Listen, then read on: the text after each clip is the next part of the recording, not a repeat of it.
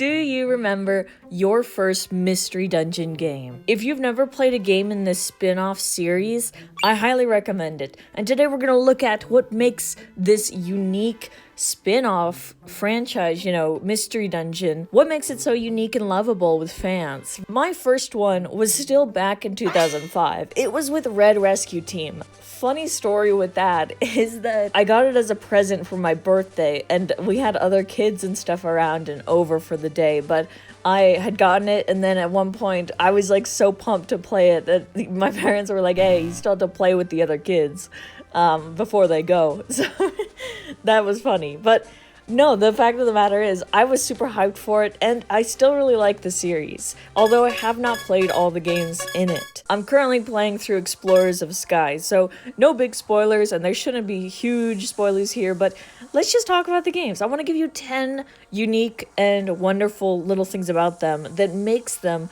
so unique, recognizable, charming, all that stuff. So as I mentioned, I had the first game back in 2005, Red Rescue Team. It also had a counterpart of Blue Rescue Team, which was cool. But since then, the series has had 6 more editions, and I'm including the 2020 remake of the original 2005 Red and Blue Rescue games in that list. I did not play that one on the Switch, but I absolutely adored watching others play it, and seeing the Ekans still sends me. The games are a unique spin-off, and they are beloved by Pokemon fans. So let's look at 10 things that make them so unique and so charming. And like I said, hopefully for you, if you've played it, it's a trip down memory lane to fall in love with the series again. But if you've never played it, maybe this will convince you to try one out. I don't know, because I really like it. Alright, so first off is the unique thing of playing as a Pokemon. So, the Mystery Dungeon games, it started, of course, with the first one. You're actually supposed to be a human in a Pokemon's body, let's say.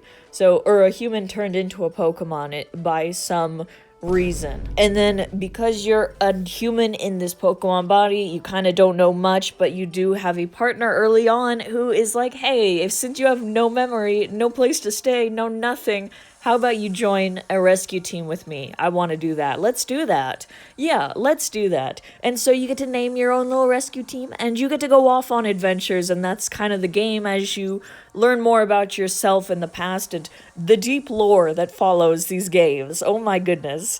But yeah, even before seeing the Pokemon you as a Pokemon though, you are treated to the iconic, the wonderful quiz system that we have in the Mystery Dungeon games. This music, this imagery, it sends people back to their first playthrough, I'm telling you. And so I think this was a great thing to add. So Pokemon didn't just go the route of like, hey, choose which Pokemon out of these that you want to play as. They actually bundled it in this cute little personality quiz type thing where you answer questions in the beginning, and then based on those answers, you are given the Pokemon that best suits you. And that's so fun. Even though as an adult, I can look up all the answers and go the right route to make sure I play as Skitty, it's still fun to just go through the quiz nonetheless. By the way, Skitty is a super naive type, and yeah, at least in this game. It's wonderful. But yeah, you are transported into this world of Pokemon, and it's super unique. Like I said, rescue teams, dungeons, what are all those? So number 2 is that this is an all Pokemon world. So humans exist in like word or knowledge, but like they're never seen. This Pokemon world has shops, cafes, restaurants, like it's got everything, and it is like thriving, this universe with only Pokemon and stuff. And not only is it thriving, but like you get to be in the center of it all, and you get to, be part of this thing. You get to be part of a rescue squad, you get to be part of a guild, you get to be part of it all, and you get to interact with tons of unique characters. And like, I do say unique because like I said, if I want to go to the store, I'm always gonna remember Kecleon's store in my head all the time. And also the fact that like there's a purple Kecleon that of course I, as a kid, and I'm sure everyone else thought was just the shiny version of it, but no, that's not the shiny. I don't know why it's purple. I wish I knew why. If you know why, please let me know, because it's iconic, but it caused me so much confusion. It still kind of does. But no, you've got that. You've also got the Kangaskhan shop, storing things. Not only that, but Kangaskhan is like a motherly figure and stuff. Like, she talks all nice to you and whatnot, and it's wonderful. Basically, a lot of different Pokemon, and they serve perfect roles for one another. There's even like a Marowak in this training dojo. It's fun. And I think it's awesome. I think what really helped too is the Mystery Dungeon anime that they briefly did. I don't even know if I can call it a full anime, because it might have just been like 3 episodes or 3 things in the story. It was really cool. So number 3 is the unique dungeons, the mechanic of dungeons. So what are mystery dungeons? I guess they are dungeons you have to just kind of explore through. And, you know, on its surface, if I were to describe it as, you know, just that, you go through these dungeons and you just kind of crawl and go through. It sounds kind of boring, but no, I think the dungeons are great. They're very unique in their like setup, in their maps, in their maneuvering that you have to do. They also have very different iconic imagery that makes them up, and perfect like theming that also makes you part of the world, let's say, and really sells the dungeon, really makes it a unique one. And I can't say there's like dungeons that look way too similar to each other, because I think they're all very unique, as well as very standalone. And when you're in these dungeons, you aren't really able to see everything. You have to just kind of crawl bit by bit, inch by inch, and so you don't know where an enemy is going to be lurking. You also don't know where the stairs would be to either descend or ascend up to the next level, or, you know, floor of the dungeon, let's say. And so you end up with this mystery kind of thing, and at least you have this map on screen that is also really iconic to the games and to the dungeons, very unique. But you get to fill out this map as you go to see where you're going, and it does mark in a room once you enter the room, the stairs if they're there. It also marks little thing that restores your stats or something, and it's also got item indicators as well as enemy stuff. So it gives a lot of information, and it's smack dab on the screen in your face. And once again, I think maybe in theory, if I was designing the game and I had this map on here, I'd probably be like, I can't have this map taking up all this space. But actually, it really is great, and it helps, and I think it, once again, just adds to the experience and adds to the game as well, and I think it's great like that, you know? It's cool. My only complaint with the dungeons is that, like, the run system, that's, like, not even a run, but the go fast is really hard to navigate sometimes, but that's okay. I don't think you're supposed to be shooting all over the place with these. Like I said, it's just a bit-by-bit place, but it's really cool. So yeah, that's the dungeon stuff. Number 4 is growing your team in a unique way and getting friend Pokemon in the dungeons. So you are having to start with a partner Pokemon in the beginning, and this partner Pokemon is going to be, let's say, your main partner, but you're going to have more friends or teammates for your team as you go through the game.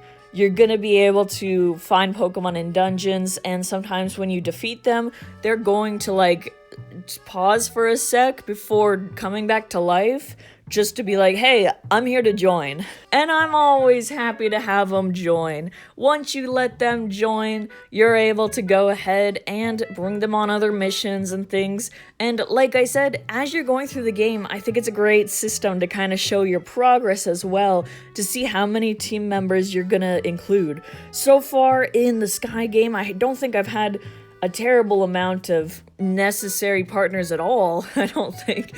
But in the first game, if I remember correctly, you know, you could always just pick up some random Pokemon, but I feel like there was more significance to the partners. I don't know. I'll have to go back and see. But it still stands that you can get other Pokemon a part of your team, and I really like that. It makes the dungeon crawling and battle mechanics a little bit more fun and engaging, because I'm paying attention, hoping that, like, some Pokemon want to join the team and we can go on future stuff, especially good ones. But no, it's great, I think. Number 5 is the stories being really engaging. So they have lore of their own. They have a lot of story packed into these games. The stories, like I said, very engaging, very cool. It could have been a simple story. It could have been like bare bones, but it wasn't. And I think that's why the Mystery Dungeon games are really loved by fans and stuff. They really are like works of art in the sense that they are really well put together. I think the music and everything really goes to it. That's why I think a lot of people love the Mystery Dungeon music, all that, and I love it too. It's because it's all really cool to make this engaging story and world and experience. Number 6 is gonna be the unique mechanic of like item collection in the dungeons and stuff, as well as unique items in this game and unique mechanics that like these items can do. So these items are like really distinctly Mystery Dungeon for that game. For example, orbs. Like there's these big orbs that you might find on the ground, and you can also buy them from Purple Kecleon, but if you grab them, you can look at what they do, and some have different effects like warping and stuff. Some are able to like flashbang everyone, and some can scatter, some can like do a lot of stuff, some can bring weather conditions. You get the idea. They do a lot of interesting things. They're very useful, as well as the other things in the game. We also have berries that are vital, oran berries especially. You might find oran berries all around, patcha berries, rost berries, you know, all these berries, and they all look the same, by the way, just different colors, but I think it's still really charming and stuff, and they have a unique look, because oran berries and other berries don't quite look like that in the other games, but this is their unique Mystery Dungeon looking sprite, so there you go. But we also have seeds that are important, so seeds also have various effects that like you can put yourself to sleep or throw it at a Pokemon to put them asleep. You can stun them, you can blast them, you can do a lot of things with the different seeds.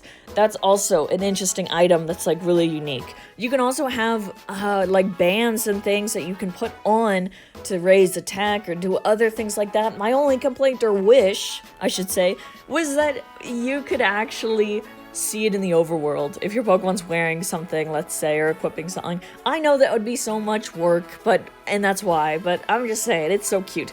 At least it's like that in the official artwork and stuff. It's really cute. Number 7 is lots of content. There's actually, a lot of content in the game in job postings, and at least in Sky, I'm seeing you can catch outlaws. You can just catch outlaws. There's wanted posters everywhere. You can pick a bandit or whoever you want to go after, and then you can go into the dungeon to eventually find this criminal and then have them taken away to jail by the Magnezone police. That's very funny. But we still have jobs, and all the Mystery Dungeon games, I believe, have just jobs to do, and it's very nice. And that is also just the Pokemon world set up in this game, is that, you know, Pokemon are also very helpful. They help each other out, and so rescue teams are there to help. It's really a cool thing, and it's pretty unique. I love it. Number 8 is that these games can sometimes be challenging. Maybe it's just me, but there's also a factor of RNG when you're in these dungeons. Like, you're not gonna know where you're gonna spawn. You might spawn right next to the stairs that lead up to the next floor, or you might be in for a ride as you look through the entire dungeon, every nook and cranny, only to find the stairs at the very last moment, and that's after your team has been beaten up badly by the different Pokemon. But no, when I say like sometimes it's tricky, it's like, at least for me, every time I go into these monster houses, I believe, this mechanic where you might enter a room and then suddenly tons of Pokemon fall from the sky, ready to attack you. They're all going after you. But this was like, okay, I need to back out of here. But oh my goodness, yeah, like I said, really unique stuff. Can be challenging due to, like, I think the wild Pokemon and things and boss battles are pretty decent. Sometimes I would definitely have to go to the dojo to train up, or I would have to do different tactics and things if I want to make it through. I might have to also rely on some friend Pokemon who come along on the team, etc. It's a lot. But I think these different mechanics, and the RNG especially, can make it a little tricky or unpredictable at the very least. 9 is your, lovable partner. I'm putting him in here. You get to choose your partner. No quiz or randomization, I don't believe. And you are able to go on adventures with them. And they're going to be your main, side character, let's say. And they really help push along the story, really help get you engaged in the stories. And they are very helpful in dungeons and everything. Ven here, my Vulpix, he's always one level ahead of me, but he's very reliable, let's say. And taking care of your partner is also a part of the mechanics, I would say. You gotta be careful with your different Pokemon because they can easily die in these dungeons. And then once you or your Pokemon partner dies, you're booted out. Which means even if you were on floor 15, you gotta start over, baby. And it's gonna be random. Random RNG and layout again. So, variability, cool stuff. Number 10 is just gonna be the wide range of characters and lore, the different Pokemon characters. I know we touched on this, but I gotta reiterate again that, like, there's other rescue teams, at least in Red and Blue. I think Team Meanies is, like, very iconic. They are, you know, the bad guys. Even in Sky, you've got some bad guys that you see right off the front, and they are part of a Mystery Dungeon team too. But there's also, like, different explorers you might admire, or different explorer teams that you might admire, everybody admires. Like I said, when I say these characters are kind of like, this world is pretty deep, I do mean it in the sense that, like, it's, you know, kind of cool. It's fleshed out, I would say, with lots of characters, lots of lore and stuff. And like I said, these characters have a lot packed into them, and it's just lovely. So yeah, I hope I didn't lose you at this point. I know it's been a long Mystery Dungeon video, but I want to talk about it as I go through the game. Maybe we'll talk more about it once I finish the actual game, but hey, thank you so much for watching this. I would love to hear about your thoughts as well, especially your own experiences about Mystery Dungeon games. What might your favorite be? What were your favorite memories? Or what do you like about them? All that stuff. Plus, don't forget to leave a like and subscribe if you want to see more content in the future. I'd appreciate it so much. But thanks above all for watching, and I hope to see you next time. Bye-bye!